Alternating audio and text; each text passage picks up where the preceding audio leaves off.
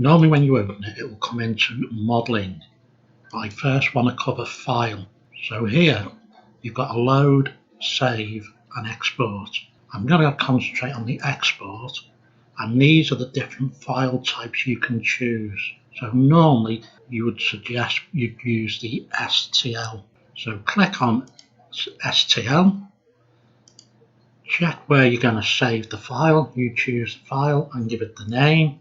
So test 1. I'm happy it's going to put it in this position. Click save, and that will then save your STL for you to use. Next we'll go to the modeling tab, and here there's about 6 things I would use. You can use the gender, so female, male, age, older, younger, muscle, less muscle or more muscle, weight, less weight, height, smaller, and proportions. So they're the 6 items you would mess with within this screen. The next tab along is gender, and here you can alter the body shape. So I will leave you to experiment with this. Obviously you've got 2 items here you can choose as well. The next tab is face. Again, this is a handy one if you want to alter the age. Head, make it fatter. There's angles, there's a number of things you can mess with. Again, you need to experiment, and then obviously you've got a lot more here you can mess with. So there's a lot of settings you can change within this. We then move along to torso. This one, there's quite a few things again that you can alter that are worth doing. I will let you decide what you want to do, but again, remember you've got another 5 options here.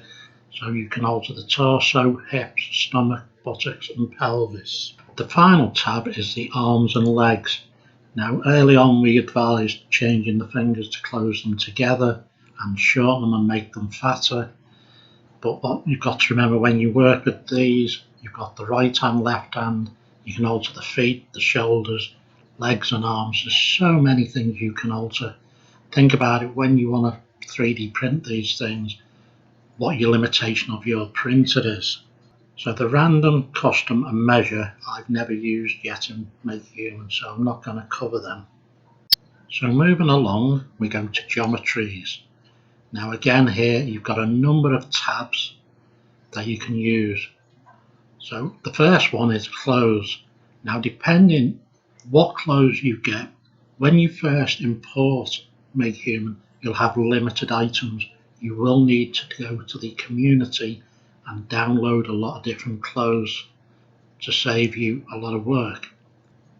So to add the clothes, all you'll do is decide on what you want to put on the person, and that way you can then dress them, add in different things. And I say, think about the clothes that you're using. Don't look at the colours, but just look at the shapes. Next we have eyes. To be fair, I've never used that, so I won't cover that. Hair, again, you're going to need to download lots more hairstyles because it comes in with very few. Again, be careful on what you choose because some of them will cause you problems when you want to 3D print them. So the next one is teeth. I don't tend to put teeth in. You have got topology. Again, you've got limited poses or items that you can add to it. Eyebrows I don't use, eyelashes I don't use, and tongue I don't use. So that's all the geometries covered.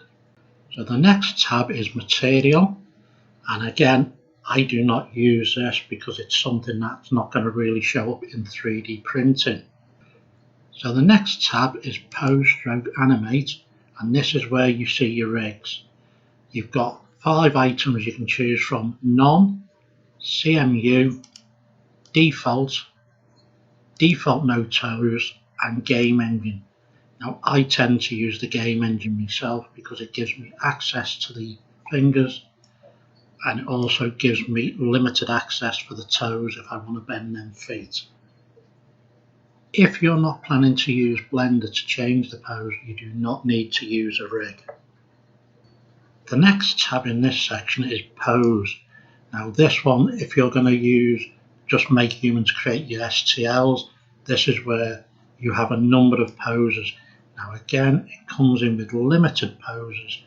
You need to go to the Community tab and download a lot more poses.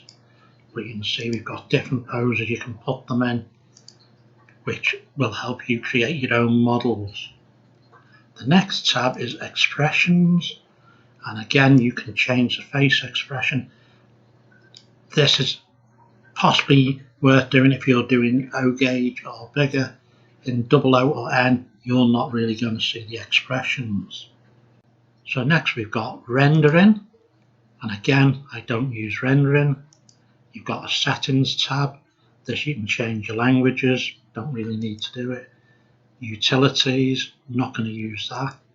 Help does give you access to the website, Facebook pages, and about the licenses. There's a wiki page and Patreons. And then we have the Community tab.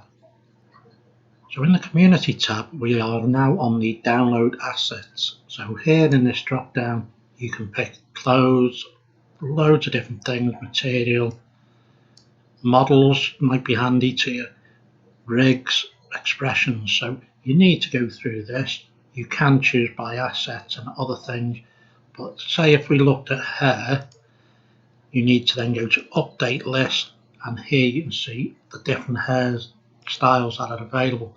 But as I said, look through them, think about it, how you're going to be able to print these things. The next tab is the important one we need to be aware of. You need to make sure, if you're going to use Blend with MakeHuman, this is crossed, accept connections. And that's basically MakeHuman for you. So here I've got a figure, I've closed it, and I've added a rig so I can alter it in Blend if I wish. But I'm just going to export it as an STL. So basically, where do I want to export it to? And I want to call this one Man Sitting Posed. Click on Save. And now that should be in its location I've just saved it.